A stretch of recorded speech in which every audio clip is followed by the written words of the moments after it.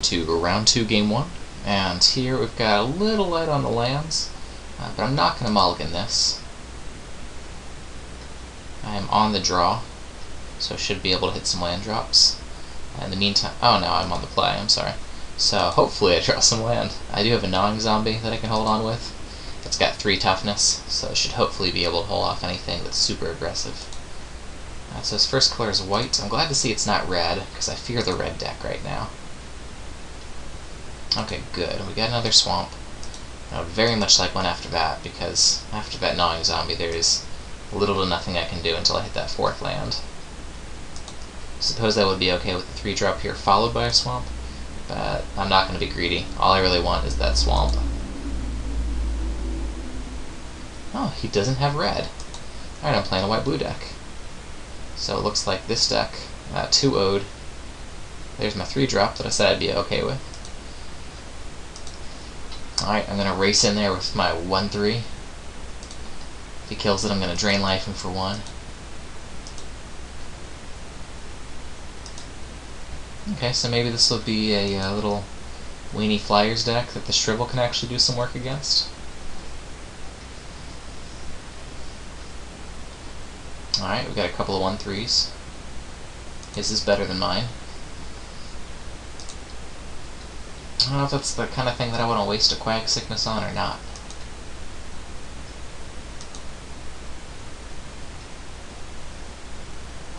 Okay, I got a Blight Caster, so I can't really use that Quag Sickness, because I've got to make that do double duty. So, I'm going to bluff in, because it's not like this guy was going to block that Sentinel anyway. Alright, he will call my bluff. I will say that's just fine. So I'm sitting here with nothing to do till I draw that 4th land. If he plays a spectacular threat, I might waste that Quag Sickness early, but I'd really prefer the 2 for 1. Assuming that he plays something with 2 toughness or less.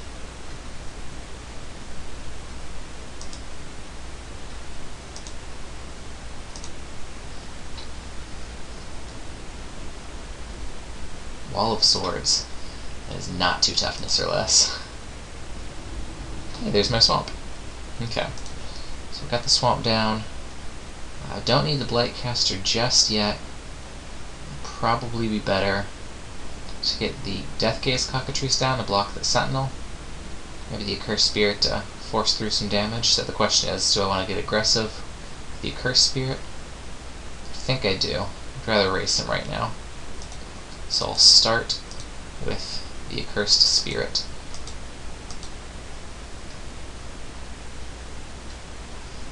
And pass the turn on over to him.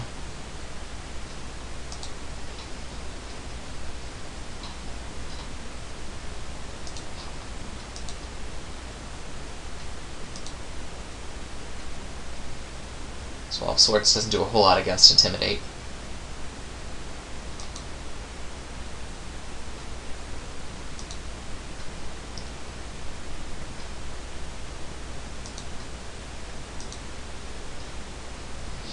Now if I can get Sengir down, that's when Blightcaster might do some work for me. Oh, I can't play spells this turn. Do I have any instance to answer that? Nope, I do not. Alright, so I don't get to play spells this turn. No real way to use the mana either. Oh, I got my land for Sengir. Alright, well that's fine. So I will be silenced, but I will still attack.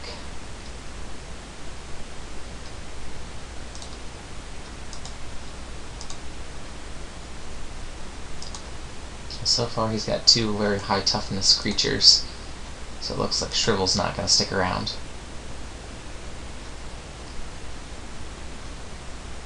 He's probably got some bounce. If this game goes long, I might be able to see if he's got it or not. If he doesn't have bounce, then that Shrivel will go out for, I don't know which creature enchantment, but that's really all I have, so. May end up being the Voltron match. Uh-oh, what's he got? 6 whole mana. Jace's Mindseeker, huh? Well, at least I can Quag Sickness it. Okay, so he gets to look at my top 5 and cast an instant or sorcery among them for free. And he hits only lands and a single Mark of the Vampire. Alright, he got me out of some mana flood. That's 2 times now I've been milled for the sake of mana flood. Okay, so I still don't really have a good Blightcaster target. So I think I'm just going to have to Quag Sickness, even though I don't get the benefit of my Blightcaster.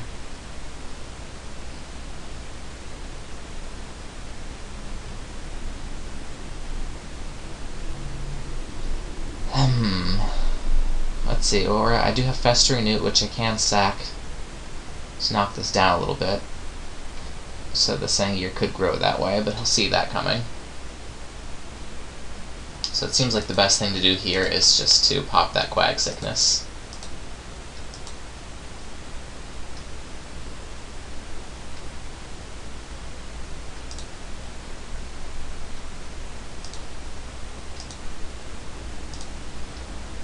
I'll get out the Festering Newt.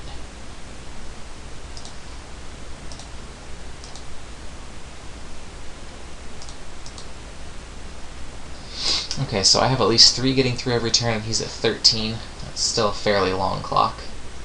Charging Griffin. Okay, that's fine. That's finally a target for my Blightcaster now that I've gotten my Quag Sickness out of the way.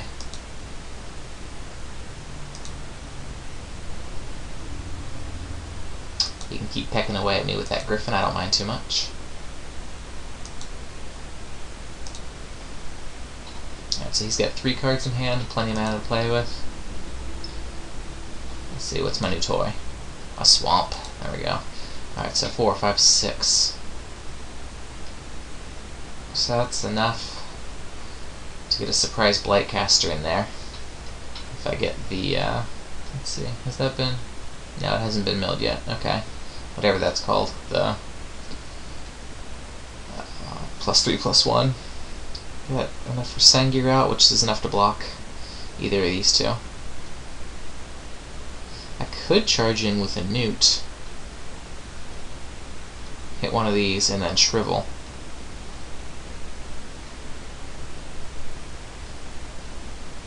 Of course, he could just attack with the... Well, if he blocks with Wall of Swords, then I can send it over onto the Griffin and then Shrivel.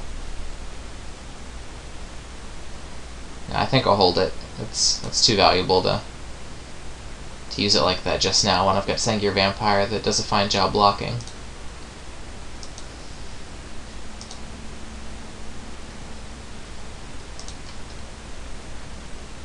Uh-oh. Flare. So, let's see. Well, I've still got 4, so I could get at the Deathgaze Cockatrice instead and sack this for a life. So, let's see. Sacrifice creature, target player loses 1 life. Okay, so he will be the target.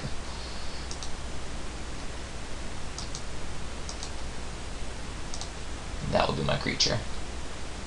So I'll at least get a little bit out of that. It sets me back on the Sangir.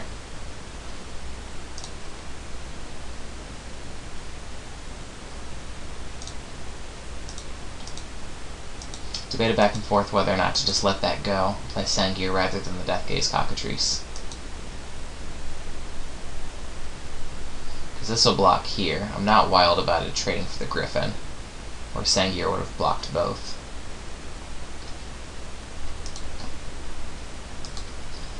Let's see if he'll offer the trade.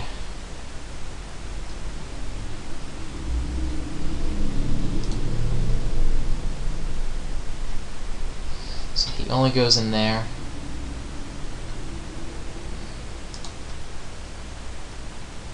That's tough, because I'd really like the Blightcaster to be able to eat that. I think since I'm happy to race him 2 for 3 here, I'm just going to let that fly through.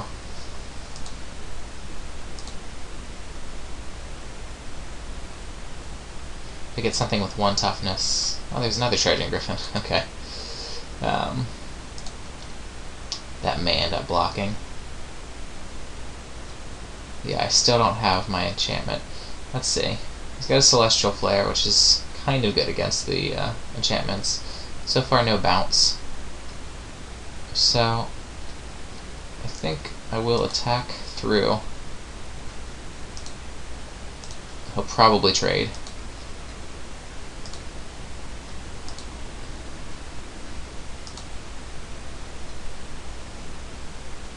He takes it, okay. So I'll play out Sangir.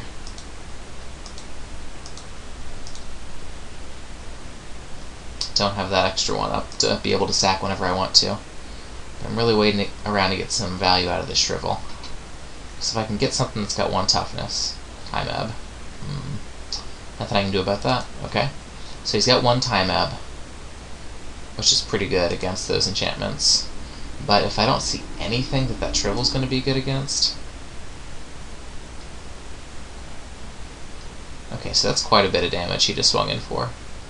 At 7, which actually means that he can kill me next turn if I don't start taking the stuff down. So I know I'm drawing in Sangir.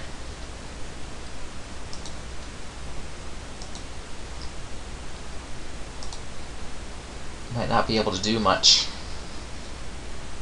Because if I play down the Sangir,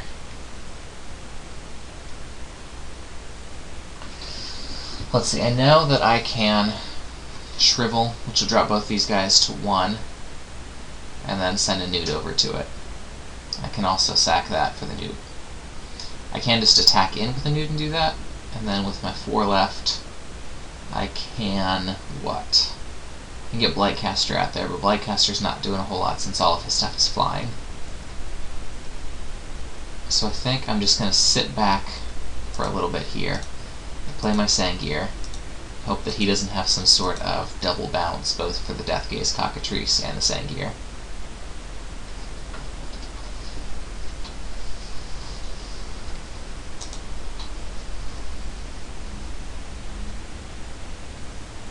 End of turn. Congregate. Oh man. That's a lot of life he just picked up. Okay, so we've got to go a little more defensive at this point. Alright, he lets it go. I'm really looking for, not that, but a creature enchantment. So get that off on the same term as Blightcaster. Okay, now I can take down a couple of Griffins. I can Shrivel, which will get these guys down to 1/1s. Would kill off the Newt, or I can always attack beforehand.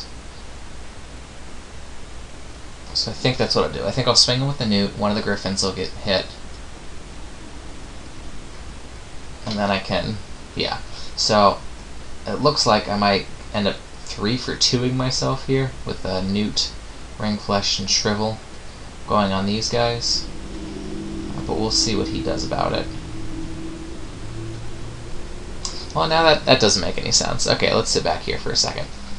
He's not getting through because I've got 2 perfectly good blockers. So I think what I need to be doing is developing my board at this point, rather than trying to force him off of things. And I take a little bit of the surprise out of the Blightcaster, just in case I draw another mark, because I believe I've got 2 in here. I'll hold back the Ringflesh for any kind of shenanigans. And then I will play faster so I don't end up getting clocked at the end of the game.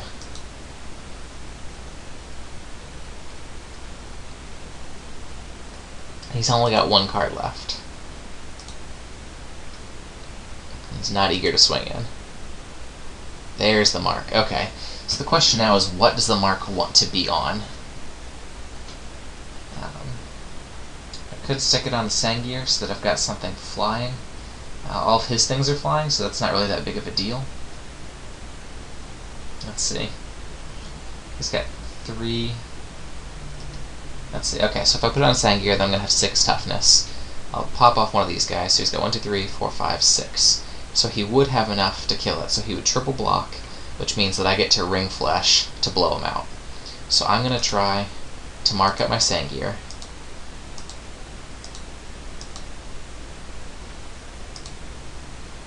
Take down the foil one. Boom.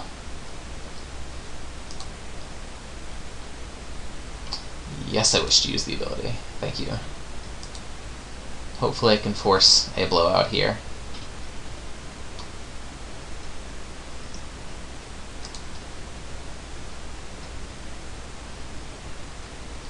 also attack with the cockatrice just in case he has another celestial flare.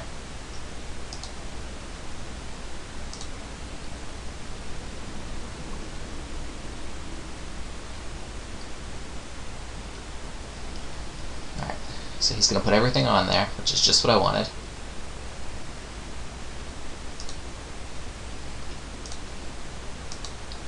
Ring flesh on the wall of swords.